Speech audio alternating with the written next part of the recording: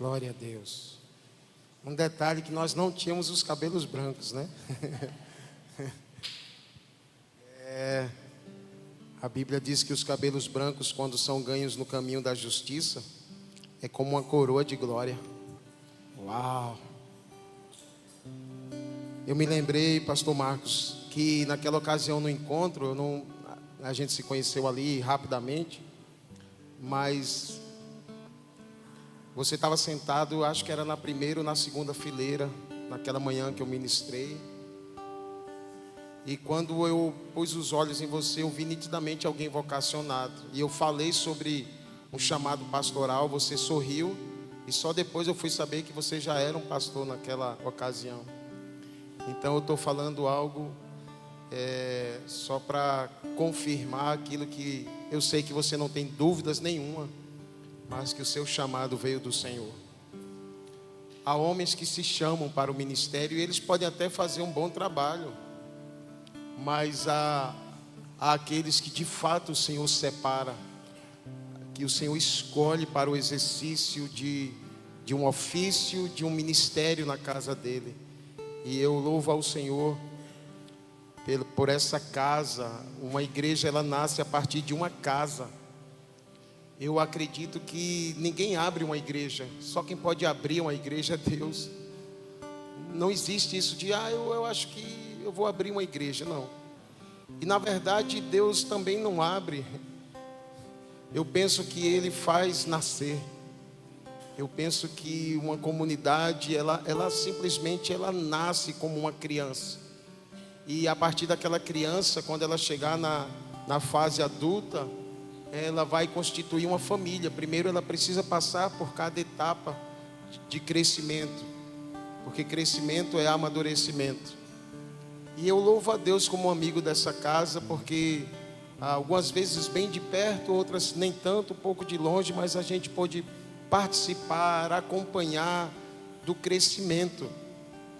E a Bíblia fala de alguns números com um significado. Eu não sou muito assim ligado, não me movo muito por números, mas se eu ignorasse que os números têm, alguns números têm um apontamento, um significado bíblico, eu seria, de fato, eu estaria cometendo um erro. E, enfim, mas olhando de modo natural, para essa idade, 18 anos, então, isso significa que o CCA rompeu a madre, cresceu, engatinhou, aprendeu a andar, aprendeu a falar, se tornou uma criança, né? Foi machucada jogando bola, né?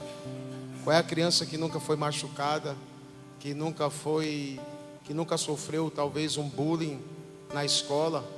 Alguém já passou por isso? Só eu, 2 pessoas mais, 3. Mas mesmo com todo o processo que uma criança passa, ela chegou aos 18 anos. Uau! Não, você não sabe. Só quem está aqui desde o início provavelmente sabe o que é passar por cada etapa e agora a criança ter chegado na maior idade. Gente, isso é sensacional.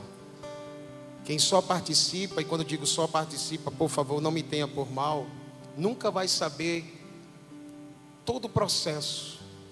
Cada pessoa que passou, cada noite mal dormida pela liderança, pensando nos problemas que ouviram, cada lágrima derramada, cada guerra em intercessão, cada dor de estômago, sentindo a dor das pessoas. Ninguém nunca vai saber o que é o exercício de um ministério pastoral, a não ser que exerça-o. A minha vida, ela foi radicalmente mudada em algumas etapas, mas uma delas, sem sombra de dúvida, foi quando o Senhor nos transicionou de uma vocação profética. Ainda continua, Ele só acrescentou para também o exercício do ministério pastoral.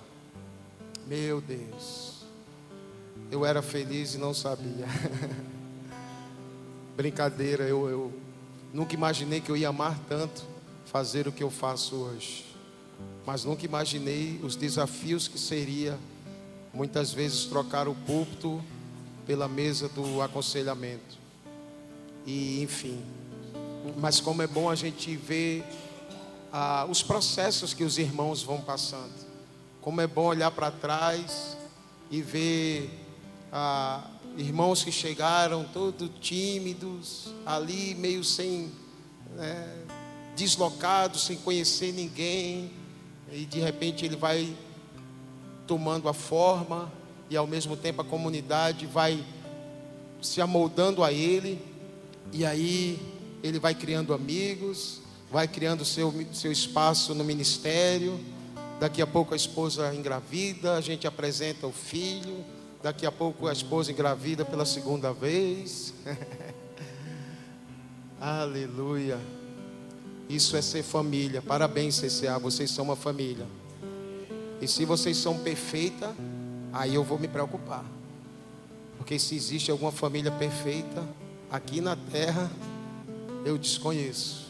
Porque onde tiver pessoas, irmãos, vai ter aquele que é mais alegre, aquele que é mais, talvez, tristonho, aquele que abraça, aquele que não gosta de abraço. É pessoas, somos assim.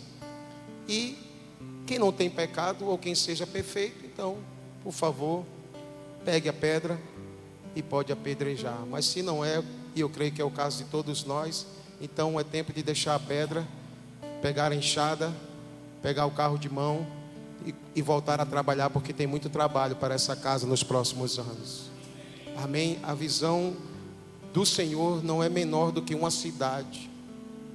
E eu não sou daquele que diz: nós vamos conquistar a cidade de Recife. Meu Deus. Mas nós podemos contribuir para que o perfume da cidade mude. O aroma da cidade mude. Nós podemos cooperar para que pelo menos uma família na cidade do Recife ou de Garanhuns seja tocada pelo poder e pelo amor de Jesus. Eu penso que isso é tocar uma cidade. Se nós vamos ganhar, eu não sei, essa nomenclatura mexeu muito comigo há muitos anos atrás e enfim. E hoje para trás eu penso que gerou uma expectativa e até uma frustração. Mas eu penso que pelo menos uma pessoa, uma família, algumas famílias nós poderemos tocar, e com isso a gente vai estar contribuindo para cidades melhores. Amém? Quando o evangelho alcança uma vida, esses dias a gente estava recebendo uma equipe de americanos em nossa base, ficaram conosco uma semana, e ele estava falando uma coisa interessante. Era uma opinião dele e eu achei muito interessante. Ele disse: quando o evangelho ganha uma mãe, ele produz algo muito poderoso numa casa. Mas segundo ele acredita, ele dizia: quando o evangelho alcança um pai, ele alcança toda uma família. Uau! Então, meus irmãos, que o evangelho alcance os pais, os homens dessa cidade, irmãos. Mas não o evangelho segundo os homens. Não essa fábula que Pedro usa essa expressão. Não essa coisa de oba-oba emocional que até arranca algumas lágrimas, mas não produz transformação. Esse evangelho, ele tem data de validade. Estamos falando do evangelho do reino, aquele que o autor dele deixou bem explícito e bem claro que para segui-lo não precisa ser um grande doutor, ter um grande conhecimento, não precisa ter uma grande personalidade. Talvez, dependendo dessas coisas, até aumentem o seu trabalho, porque aqueles que normalmente têm uma grande personalidade, eles têm mais dificuldade de morrer. Mas o autor desse evangelho, ele disse: se alguém quiser me seguir, tem alguém aqui que deseja continuar seguindo Jesus? Quando ele usa essa expressão, se alguém, ele nivela, ele abre as portas para que o mais simples dos homens possa fazer parte desse rol. Esse se alguém é ele dizendo: o evangelho não é para alguns, para os melhores, é para todos. Aleluia.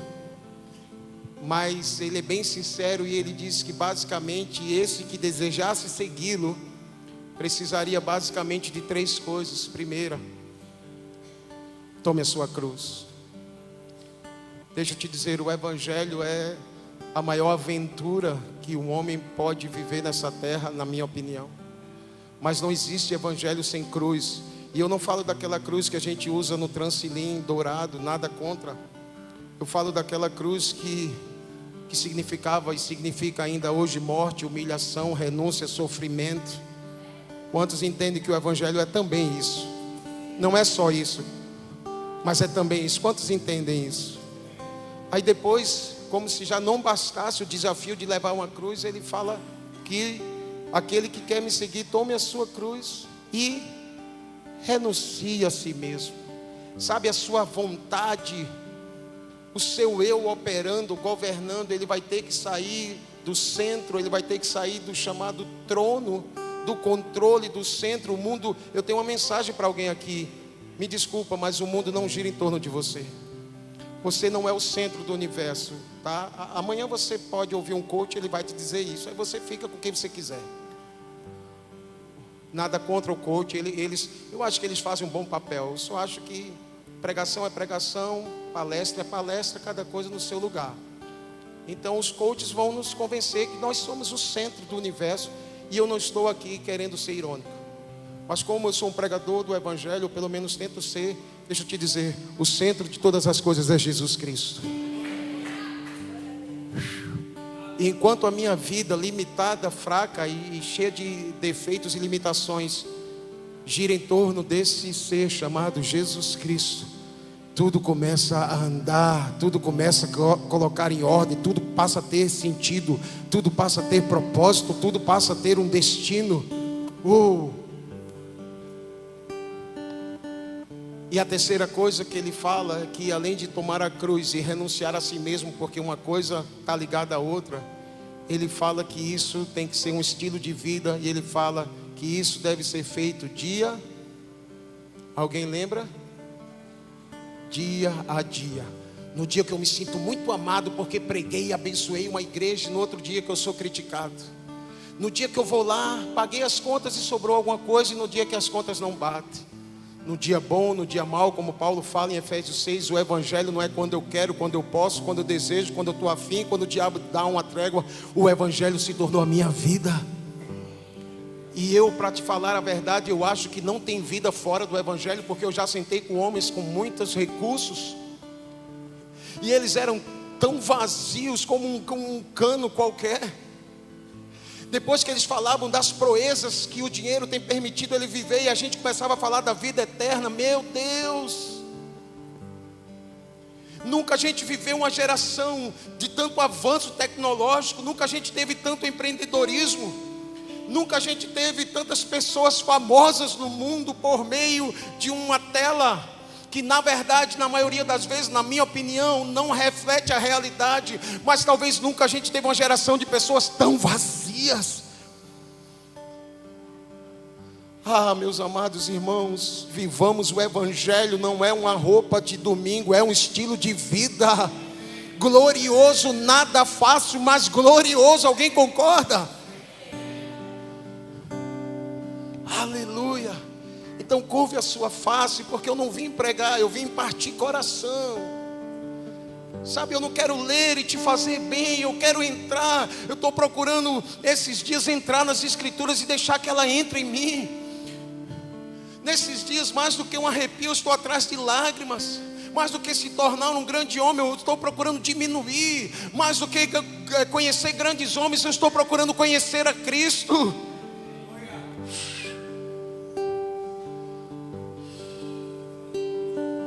Senhor, obrigado. Que nessa tarde o Senhor venha novamente sobre essa casa, e na vida de cada um de nós as coisas sejam postas em ordem, não na ordem dos homens, mas na ordem do Senhor. Que tudo que está fora do lugar, Senhor, mesmo que isso signifique afastar móveis e cadeiras, mesmo que a urgência leve a virar mesas e cadeiras, Senhor, onde houver comércio no lugar da adoração em nosso coração,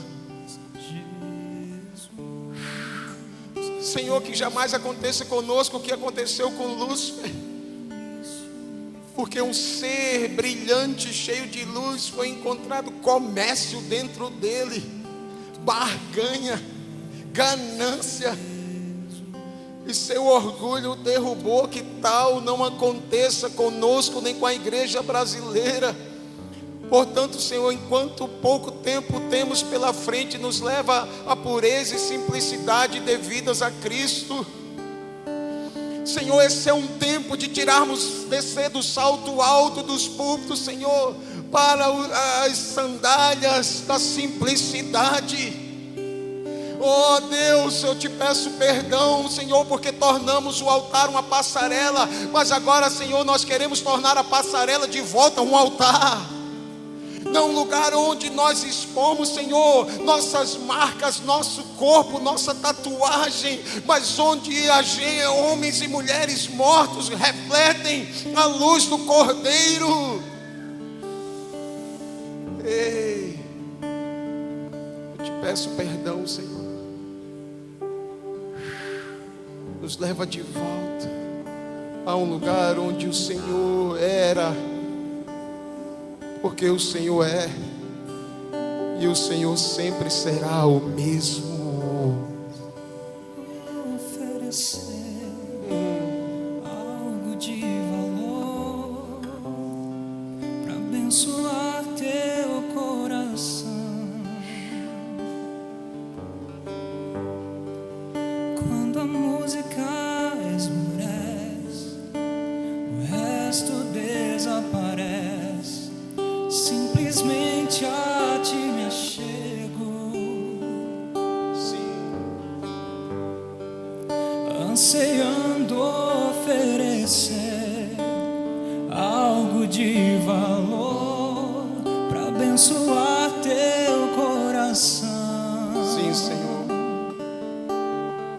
Mais que uma canção eu te darei, apenas uma canção não é o que queres de mim.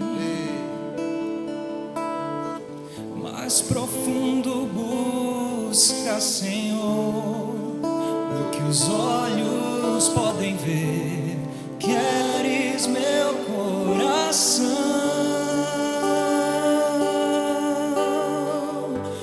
Estou voltando à essência da adoração.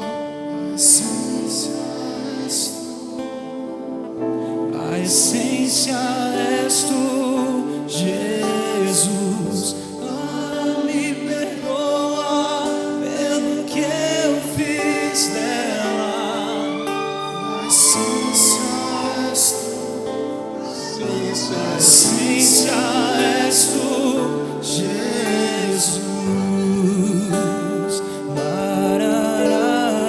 Nós precisamos de Jesus.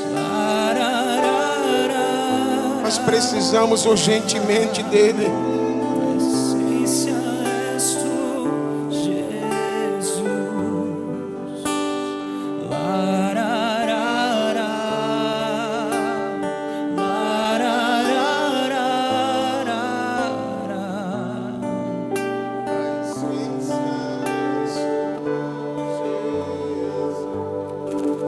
Quando a música esmorece, o resto desaparece.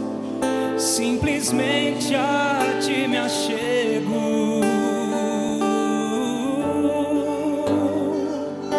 ansiando oferecer algo de valor para abençoar teu coração.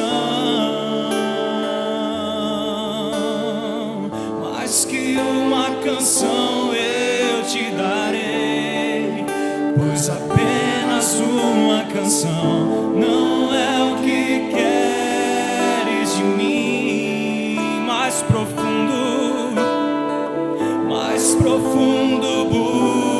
busca, Senhor, o que os olhos podem ver. Queres meu coração.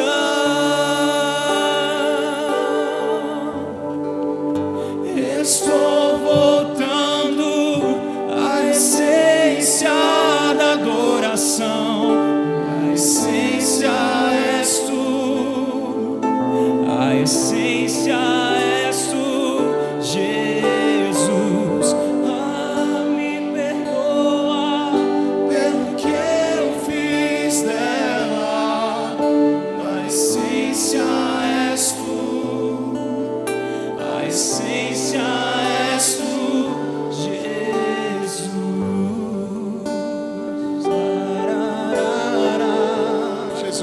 preocupa com você.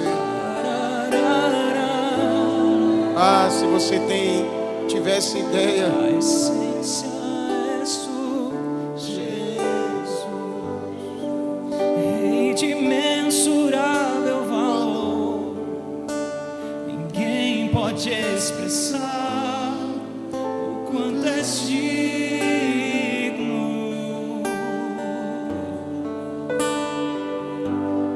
Embora seja pobre e fraco, tudo que tenho é teu, cada fôlego meu. Rei de imensurável valor, Rei de imensurável valor. Ninguém pode expressar o quanto és digno.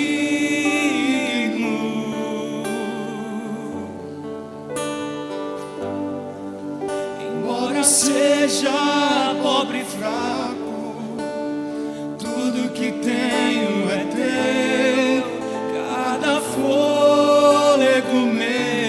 Mais que uma canção, mais que uma canção eu te darei, pois apenas uma canção não é o que queres de mim. Mais profundo busca, Senhor, o que os olhos podem ver. Queres meu coração,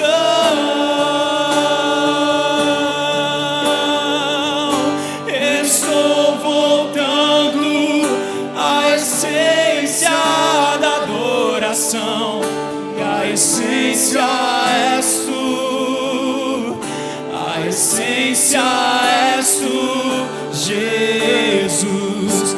Oh, me perdoa pelo que eu fiz dela, quando a essência és tu, a essência és tu, Jesus. Estou voltando à essência da adoração, a essência és tu, a essência és tu, Jesus. Lararara, lararara, a essência és tu, Jesus, Jesus, Jesus,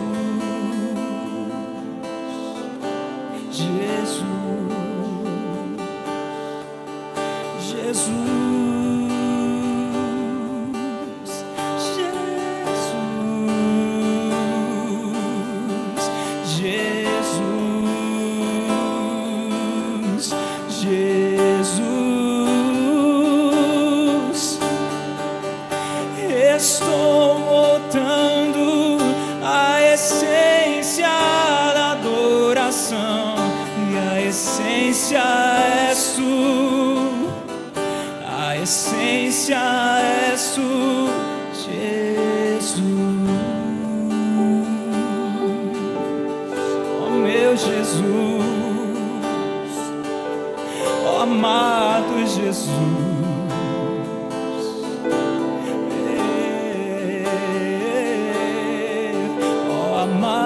Jesus, oh amado Jesus, oh amado Jesus.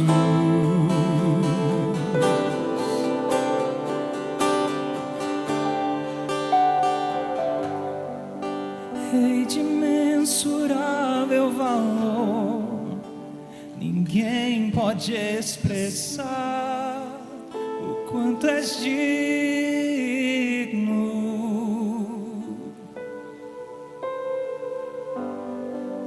Embora seja pobre e fraco, tudo que tenho é teu, cada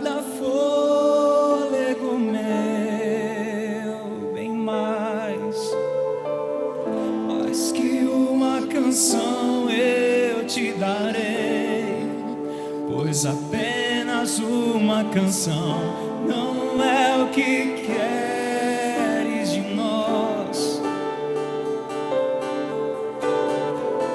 Mais profundo busca, Senhor, o que os olhos podem ver.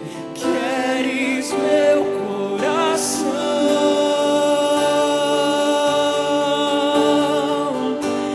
Estou voltando à essência da adoração, e a essência és tu, a essência és tu, Jesus. Me perdoa pelo que eu fiz dela.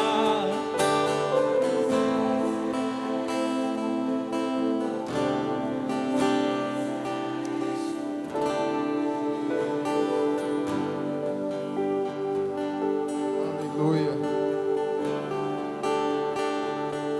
Aleluia. Aleluia. Se você quiser, abra comigo a sua Bíblia em 2 Timóteo, capítulo 1.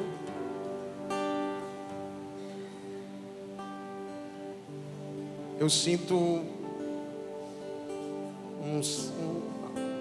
um desejo de orar pelos homens dessa casa. Acho muito forte esse pensamento que esse irmão americano compartilhou. E para mim faz muito sentido.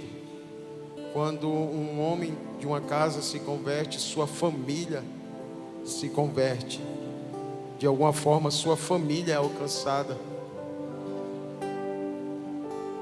E há um desejo. Mas antes, me permita compartilhar algo.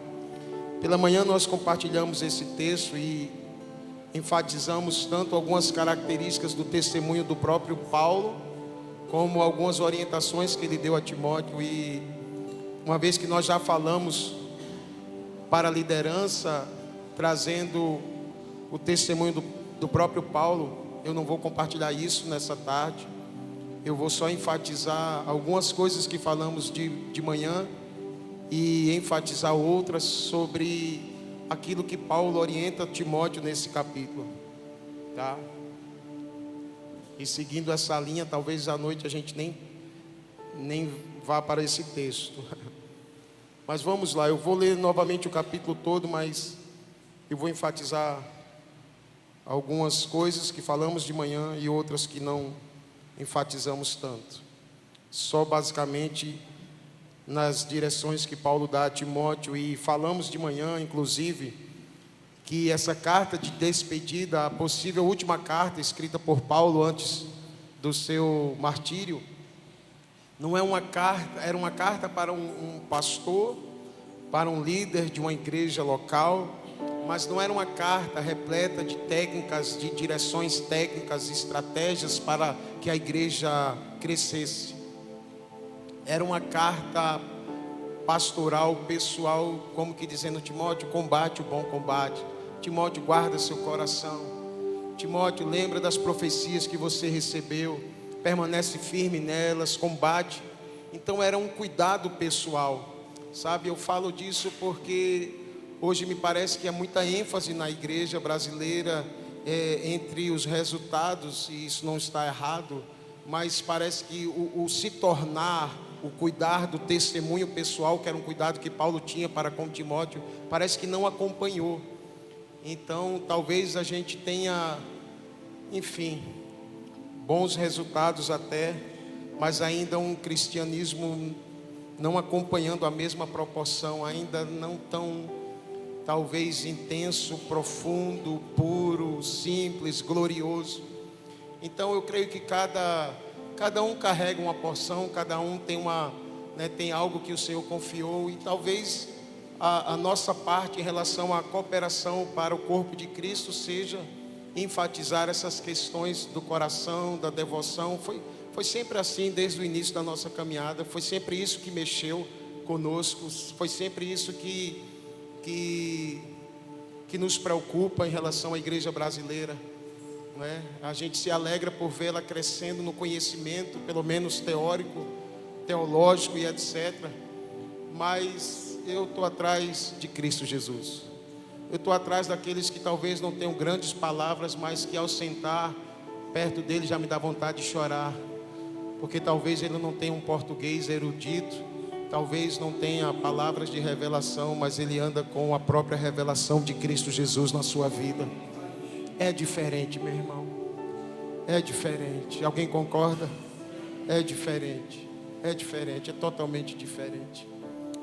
Então é uma carta dizendo para Timóteo manter um bom testemunho. Ele começa dizendo assim, vamos ficar só no capítulo 1. Paulo, apóstolo de Cristo Jesus, pela vontade de Deus. E mencionávamos de manhã que ninguém é chamado ao ministério senão pela vontade de Deus. O autor, a carta aos Hebreus, no capítulo 5, versículo 4, ele diz, falando do sacerdócio e apontando para Arão, ele diz que na antiga aliança, por exemplo, ninguém tomava essa honra para si, a honra do sacerdócio, senão quando chamado por Deus. Então há muitos homens que podem se chamar para o ministério e até fazer um bom trabalho, mas há outros a quem Deus chama, é totalmente diferente. Para mim, o segredo principal de João o Batista é aquilo que lá em João capítulo 1, versículo 5 diz sobre ele. Ele foi um homem enviado por Deus. Isso faz toda a diferença. Uau! Mas vamos lá. Ao amado filho Timóteo, que a graça, a misericórdia e a paz da parte de Deus Pai, de Cristo Jesus, nosso Senhor, estejam com você. Dou graça, versículo 3. Dou graças a Deus, a quem desde os meus antepassados sirvo com consciência limpa, porque, uau,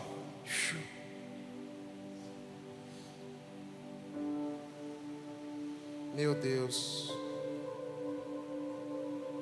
que coisa preciosa servir a Deus com a consciência limpa. De novo, Abner não, né? Porque sem cessar lembro de você nas minhas orações noite e dia. Lembro das suas lágrimas e estou ansioso por ver você para que eu transborde de alegria. Meu Deus, que relação preciosa Paulo tinha com Timóteo. Não era um discipulador, discípulo no sentido frio da palavra ou técnico. Eram de amigos, de um pai para com um filho. Quanto sentimento envolvido. Lembro das suas lágrimas, estou ansioso por ver você, para que eu transborde de alegria. Tem muito amor fraterno aqui envolvido, que esses dias voltem para a igreja do Brasil. Amém? Que a gente não seja apenas um lugar de distribuição de tarefas, mas acima de tudo um lugar de relacionamentos firmes e fraternos. Mesmo que você não queira, em nome de Jesus, diga um amém, por favor. Entende? Porque é isso que o Espírito Santo vai fazer na igreja nos próximos dias.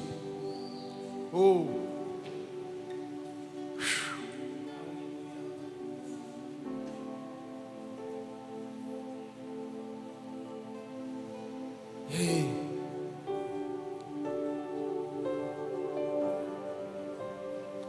Lembro da sua fé sem fingimento, a mesma que primeiramente habitou em sua avó Lóide e em sua mãe Eunice, e estou certo de que habita também em você. Você sabe, Marcos, que enquanto eu li esse texto eu lembrava de você, por causa do que eu já ouvi você falando em alguns momentos lá atrás.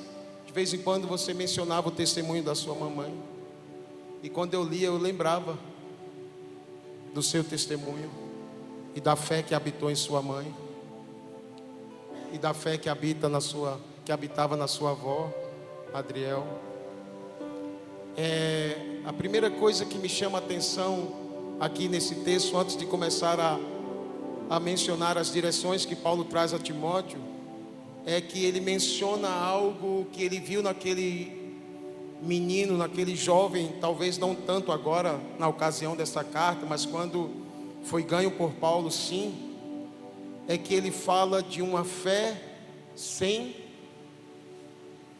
Alô? Boa tarde. Todo mundo aqui? Uma fé sem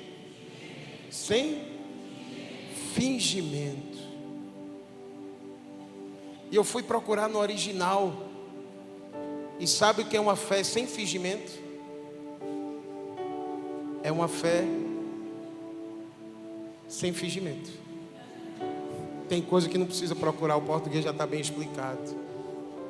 Quantos entendem o que é uma pessoa que não tem fingimento naquilo que ela é ou naquilo que ela fala?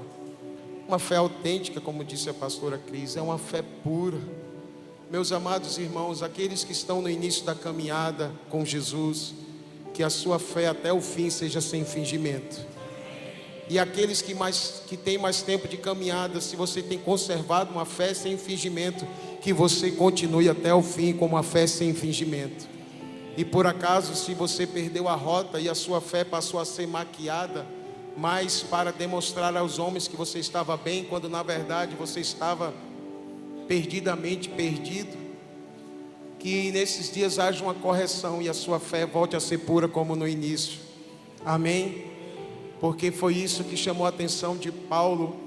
Pelo menos a primeira coisa que ele menciona como dando um destaque foi: uau, Timóteo, quando eu lembro de você e lembro da fé sem fingimento que você tem, a mesma que habitou, que possuía sua avó, sua mãe, eu me alegro, como que ele dizendo, eu me emociono.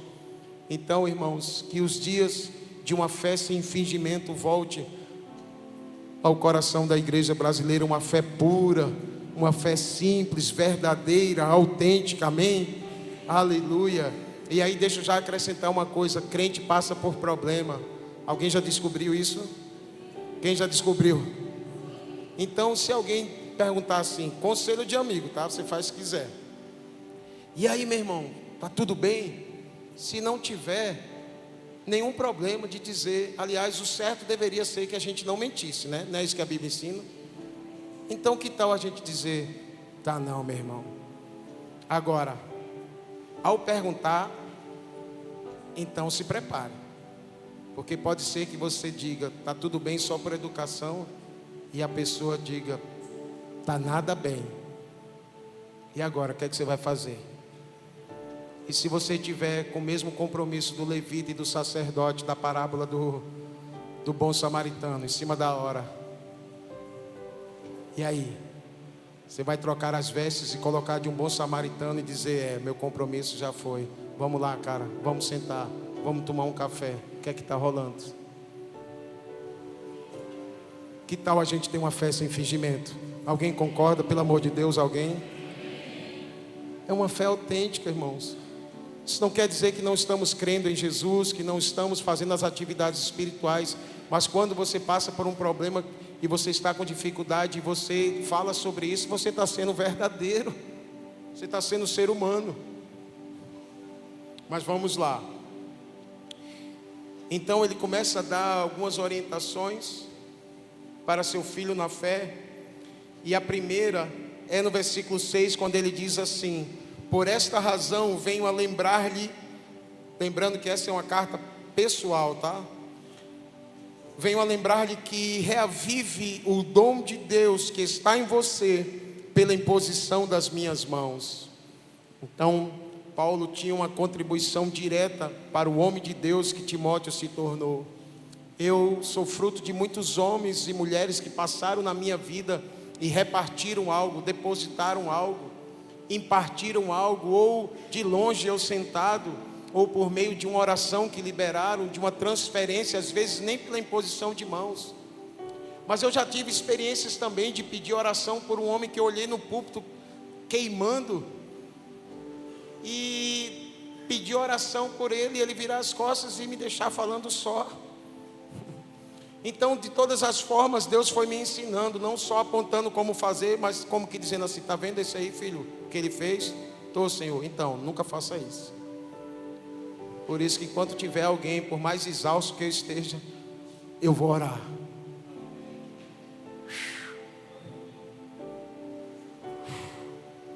Então Paulo está dizendo aqui, Timóteo, você lembra que eu impus as mãos sobre você, e você sabe o que aconteceu, você sabe o que foi transferido, o que foi comunicado da parte do Espírito sobre a sua vida. Timóteo, lembra disso e reavive o dom que há em ti. Meus irmãos, eu creio que fazendo a relação conosco nessa noite, nessa tarde, melhor. Eu creio que da mesma forma como Paulo falou a Timóteo, há um cuidado do Espírito Santo dizendo para mim, para você: olha, aquilo que eu já derramei, que eu coloquei dentro de você, dons que te capacitam a fazer algo que sem ele você não conseguiria. Não deixe isso morrer, reavive. Novamente eu vou falar porque pode ser que Deus esteja falando com uma pessoa só e a gente vai ter que ter paciência. Assim como Paulo escreveu essa carta para uma pessoa só. Você sabe que Jesus é aquele das multidões e aquele do indivíduo?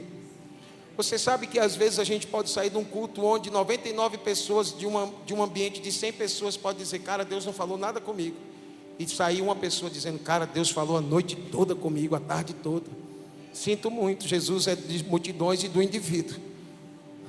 Dependendo do quão quebrado, do quão sedento esteja o coração, então a gente vai ter paciência. Talvez ele queira falar com alguém nessa tarde.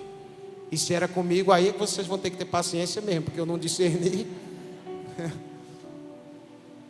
Mas o que fica para nós é Paulo dizendo: filho, o dom que foi transferido sobre você, não deixe morrer ao longo dos anos, do cansaço, da acomodação, das tentações, das distrações, das perseguições. Timóteo, como um fogo, que a palavra no original quer dizer isso, como um fogo, faça ressurgir novamente aquilo que te foi transferido. Eu tenho convicção de que cada cristão, ele recebeu dons da parte do Senhor. E talvez o tempo e o próprio inimigo que gosta de semear joio em meio ao trigo, ele tem impedido, tentado roubar aquilo que o Senhor depositou na sua vida. Então eu venho para dizer nessa tarde: se é o seu caso, reavive o dom que há em ti, que foi transferido pelo Senhor e depositado na sua vida. Aleluia. E aí, antes que Timóteo pudesse questionar: mas Paulo, você não sabe o que eu estou passando, você não sabe as intimidações que eu estou passando, você não sabe os espíritos de medo que têm vindo me assolar. Até porque isso é uma possibilidade, porque Timóteo era pastor em Éfeso, e Éfeso não era nada fácil. Aí, antes que Timóteo questionasse algo, Paulo diz, como que lembrando a ele: porque Deus não nos deu espírito de covardia, mas de poder, de amor e de moderação. Vamos falar todos juntos essa expressão do versículo 7. Porque Deus não nos deu espírito de covardia, mas de poder, de amor e de moderação. Aleluia. Aleluia. Isso aqui já finaliza, isso aqui já paga a conta. Antes que Timóteo pudesse trazer qualquer tipo de argumento que o impossibilitava de reavivar o dom que havia sobre ele, que talvez estivesse como que se apagando, como uma chama que vai se apagando com o tempo se não for alimentada. Antes de qualquer argumento humano ou espiritual que fosse, Paulo lembra a Timóteo: Timóteo, Deus não nos deu um espírito para voltar atrás de medo ou covardia. Irmãos, nós sabemos que a igreja brasileira está enfrentando, entre outros inimigos, um espírito de intimidação maldito, tal como Elias enfrentou nos dias da rainha Jezabel. Quantos me entendem? São espíritos de intimidação para nos deixarem seguros pelos noticiários, pela instabilidade política, pelas ideologias, pela violência, pelo terrorismo, pela imoralidade, pelo cuidado com os nossos filhos, o futuro com eles. Deixa eu te dizer, eu não posso te garantir como vai ser o nosso futuro, mas eu posso te garantir uma coisa: Deus não te deu espírito de covardia. Por isso não recue, porque o espírito que Ele te deu é de poder para enfrentar as trevas. Está aqui escrito, você pode receber isso. É um poder, é um espírito de poder para enfrentar os dias maus, para enfrentar o inimigo, para enfrentar a maldade que tem vindo sobre o mundo. Ele não nos deu um espírito para recuar de covardia. Por isso a gente vai continuar avançando como igreja. Amém? É um espírito de poder. Diga, por favor, espírito de poder. Agora, Paulo também lembra Timóteo, e eu penso que no exercício pastoral tem algo que a gente tem que sempre lembrar, no exercício do ministério, que a gente não vai poder andar em ofensa, porque a ofensa pode vir. Então, se Ele nos deu um espírito de amor, a gente pode liberar perdão a quem quer que seja, que tenha nos machucado, humilhado, ofendido, caluniado. O espírito que há sobre nós não é o espírito de retribuir o mal com o mal, antes retribuir o mal com o bem. É um espírito de amor, amém? Lembra lá de Estevão, já nos segundos finais de vida, em Atos 7, dizendo: Senhor, por esse pecado não, eu libero eles. Era como que Estevão dizendo: Senhor, se tiver algum impedimento para que esses homens sejam salvos, não vai ser o meu assassinato, perdoa-lhes, eles não sabem o que fazem. Uau! Um cara que morreu de uma das formas mais humilhantes e mais violentas, liberou perdão, porque ele sabia que o espírito que operava nele não era de vingança nem de retribuição, era de amor. Amém, irmãos? E ele também fala de um espírito de moderação ou de equilíbrio. E quando a gente olha para a sociedade atual, a gente vê homens desestabilizados, pessoas com as emoções à flor da pele, gente cometendo loucura por nada, só porque um carro atravessou o seu carro. Gente, esse não é o espírito que o Senhor fez habitar em nós. O espírito que habita em você e em mim é de moderação. A gente vai ter equilíbrio em meio às pressões emocionais dessa vida. É o espírito que Ele fez habitar em nós. Ele lembrou isso a Timóteo, e eu creio que essa carta nos lembra que nós temos esse mesmo espírito. Então diga, por favor: eu tenho habitando em mim um espírito de poder, de amor e de moderação. Amém? Aleluia. Vamos seguir. Portanto, não se envergonhe, uma terceira recomendação. Não se envergonhe do testemunho de nosso Senhor, nem do seu prisioneiro que sou eu. Interessante, uma carta de encorajamento escrita a partir da prisão. O evangelho é loucura para o homem que está perecendo mesmo. Pelo contrário, participe comigo dos sofrimentos a favor do evangelho, segundo o poder de Deus. Então Paulo estava dizendo: Timóteo, então, sabe o evangelho? Não se envergonhe dele. E não só isso, participe comigo dos sofrimentos inerentes ao evangelho. Então eu quero deixar para os discípulos dessa casa: não se envergonhem do evangelho. Amém? Não perca a oportunidade, mesmo que você sofra zombaria, mesmo que você seja alvo de alguma piada sem graça. Louvado seja o Senhor, não nos envergonhamos do evangelho. Sabe por quê? Paulo usou essa expressão dizendo aos romanos na sua primeira carta, no capítulo 16: olha, eu não me envergonho do evangelho, porque eu sei o que o evangelho é. O evangelho é o poder de Deus para a salvação de todo aquele que crê. Nós estamos aqui porque fomos alcançados pelo evangelho, amém, irmãos? Como a gente vai se envergonhar disso por causa dessa sociedade cheia de maquiagem, cheia de máscara superficial? A gente vai se envergonhar do evangelho só porque alguém, talvez de eloquência, de posses, está lá diante de nós? Ele é mais vazio e mais perdido do que qualquer um que não conhece o evangelho. Que a gente não se envergonhe do evangelho do Senhor. Mas Paulo também estava convidando Timóteo, não só isso, mas a participar dos sofrimentos do evangelho. O evangelho é glorioso, o evangelho causa um bem-estar, o evangelho produz paz, o evangelho preenche o homem, mas ele também traz uma carga de sofrimento. Quantos já entenderam isso? Sim, porque nós antes estávamos seguindo o curso desse mundo e agora a gente está indo de encontro a ele. Agora a gente está voltando no caminho contrário. Mas o curso desse mundo, Salomão diz que há caminhos que para o homem parece bom, mas no final são caminhos de morte.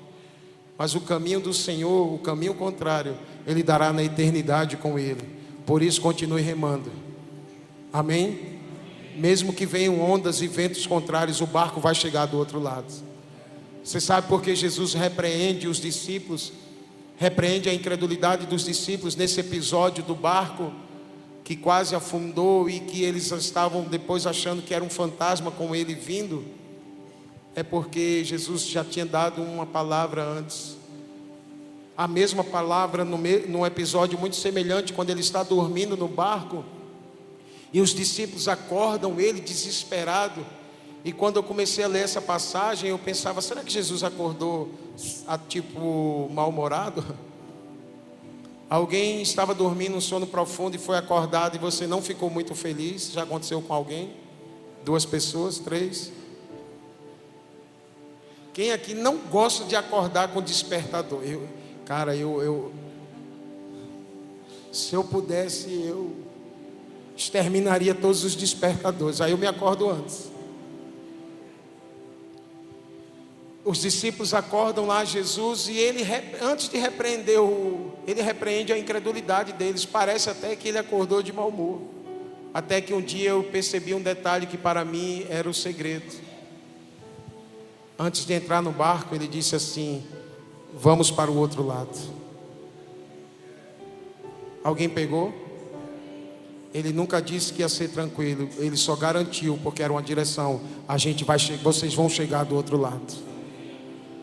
A vida cristã é como uma travessia, como a dos discípulos. Vai ter ondas, vai ter ventos contrários, vai ter tempestade, vai ter o uivo. Quem já percebeu isso? Fica tranquilo, vai chegar do outro lado. Mesmo que aparentemente ele esteja dormindo, ele continua no controle de todas as coisas, porque aquilo que ele falou, ele se responsabiliza. Você precisa crer mais naquilo que ele já te falou.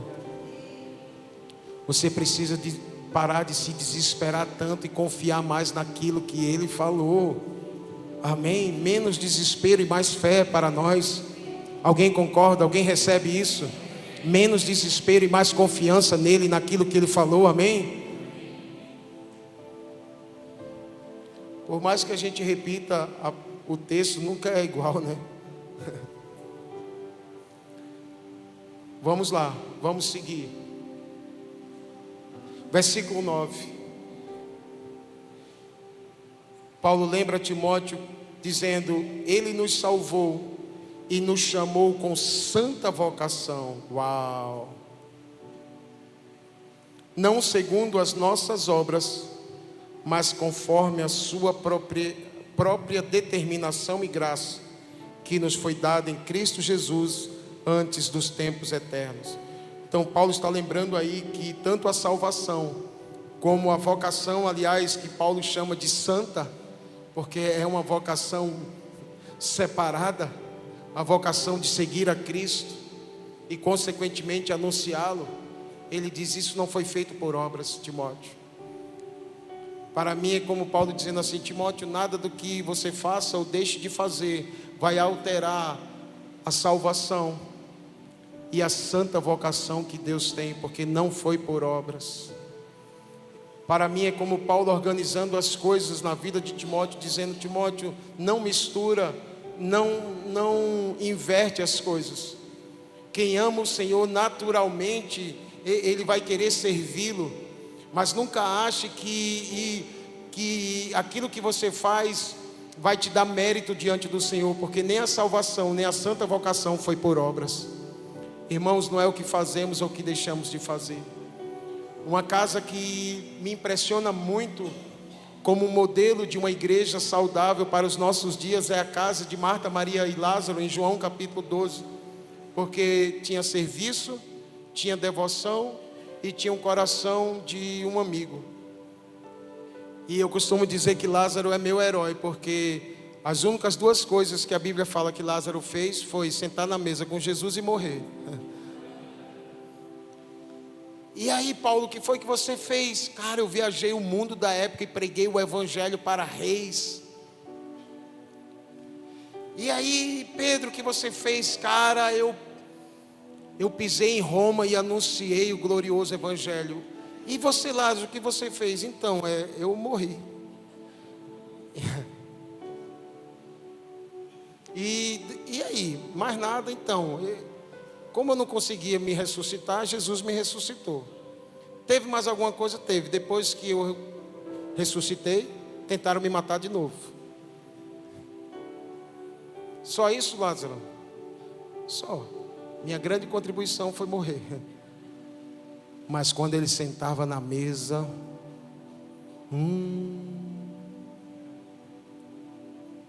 eu não deixava de sentar com ele.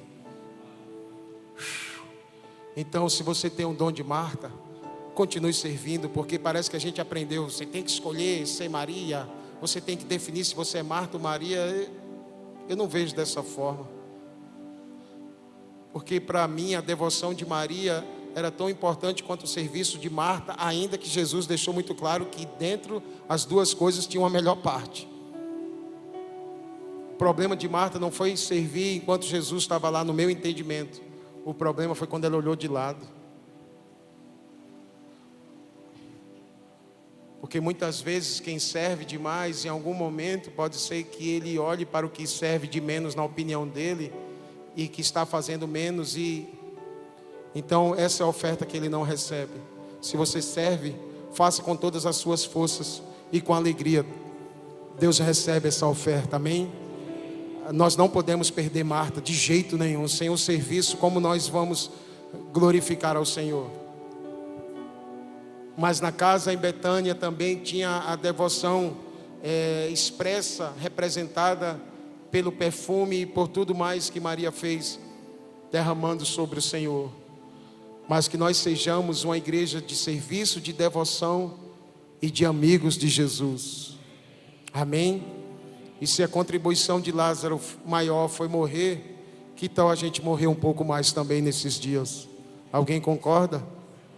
Eu comecei falando Lucas 9:23, se alguém quiser me seguir, vai ter que morrer. Alguém quer seguir Jesus?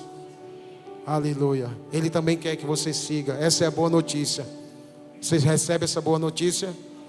Agora tem uma má notícia. Você vai ter que morrer. E a nossa carne se recusa a isso. Mas vamos seguir.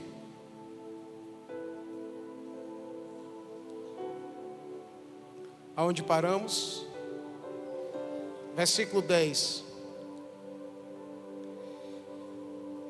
E manifestada agora pelo aparecimento de nosso Salvador, Cristo Jesus, Ele não só destruiu a morte, como trouxe à luz a vida e a imortalidade mediante o Evangelho. Aleluia, irmãos. Para este Evangelho eu fui designado pregador, apóstolo e mestre. E por isso estou sofrendo estas coisas. Não pelos meus pecados, não pela minha desobediência, mas por causa do ministério que o Senhor me confiou.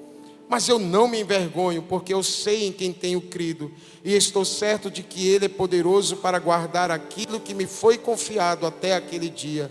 Que tal convicção venha sobre nós também, amém, irmãos? Que tal convicção a gente tenha no nosso coração também, amém? Aí no versículo 13 ele diz: mantenha o padrão das sãs palavras que de mim você ouviu, com fé e com amor que há em Cristo Jesus. Me permita ler novamente. Mantenha o padrão das sãs palavras que de mim você ouviu, com fé e com amor, obrigado, querido, que há em Cristo Jesus. No final dessa primeira porção dessa carta, Paulo está dando mais uma recomendação a Timóteo, dizendo assim: Timóteo, sabe as palavras que você ouviu, sabe as palavras que você compreendeu, que te fez bem, que você registrou, sabe as palavras que até te deram emoções? Sei, Paulo, então, agora viva de acordo com elas. Em outras palavras, Paulo estava dizendo: Timóteo, ande e viva nessa terra conforme o padrão, o modelo das palavras que de mim você ouviu. Irmãos, a igreja evangélica brasileira é uma igreja que tem ouvido as palavras do Senhor. Mas lembrando das palavras de Tiago na sua carta, ele faz uma exortação dizendo para aqueles que estariam em contato com a sua carta, dizendo: olha, não sejam apenas ouvintes, porque aquele que apenas ouve, ele é como uma onda do mar que surge volumosa, alta, imponente, bonita, né? Tu pega a onda, sabe o que é isso? Mas ela na areia, ela vira uma espuma e se vai. Aí ele faz uma exortação dizendo: sejamos operosos praticantes. Então, irmãos, Deus está chamando a igreja para não só ouvir, mas acima de tudo, praticar a palavra do Senhor. Então, meu desejo para o CCA, nessa maioridade, é que os irmãos dessa comunidade possam ser aqueles que vivem conforme o padrão das palavras que vocês têm ouvido nessa casa, que vocês têm lido em casa, segundo o padrão do Evangelho, amém? E aí Timóteo, aí Paulo acrescenta: com fé e com amor. Duas características que em quase todas as cartas de Paulo, ele mencionava a importância delas. Quando ele vai escrever as cartas às igrejas,